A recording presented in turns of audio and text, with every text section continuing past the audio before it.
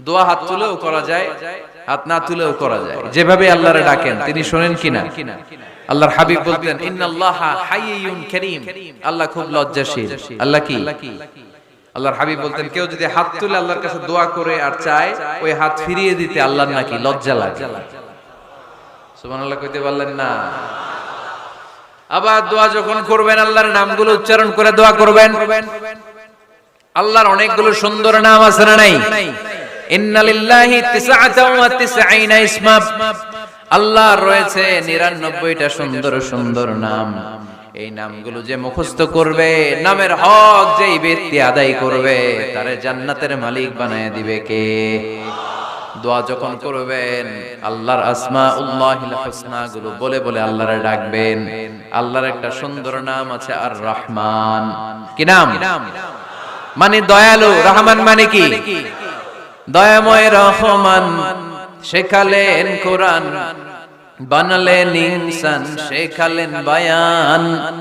দয়াময় রহমান শেখালেন কোরআন, বানালেন ইনসান, শেখালেন বায়ান।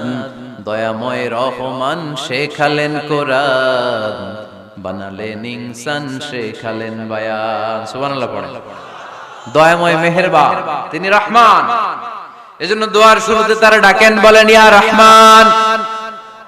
সবাই পড়েন ইয়া রহমান, ইয়া রহিম, ইয়া গফুর, ইয়া গফফার, ইয়া সত্তার, ইয়া জব্বার। দোয়ার শুরুতে এই নামগুলো ধরে ধরে যদি আবেগ নিয়ে ভালোবাসা নিয়ে আল্লাহরে ডাকেন, দোয়া কবুল করে নিবে কে? এই দোয়ার মাঝখানে যদি এক ফোঁটা চোখের পানি ফেলতে পারেন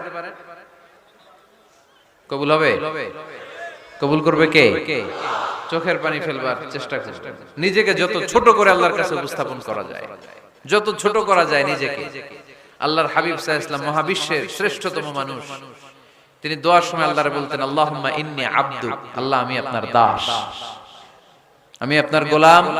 ওয়াবনু আবদিক, গোলামের ঘরের গোলাম। ওয়াবনু আমাতিক, দাসীর ঘরের গোলাম, বান্দির ঘরের গোলাম। আমার বাবা আব্দুল্লাহ আপনার গোলাম, আমার মা আমেনা আপনার দাসী। সুবহানাল্লাহ পড়বেন না? কিভাবে নিজেকে ছোট করতে হয় আল্লাহর হাবিব সাল্লাল্লাহু আলাইহি ওয়াসাল্লাম ছোট করতেন। গুনার কথাগুলো স্মরণ করবেন।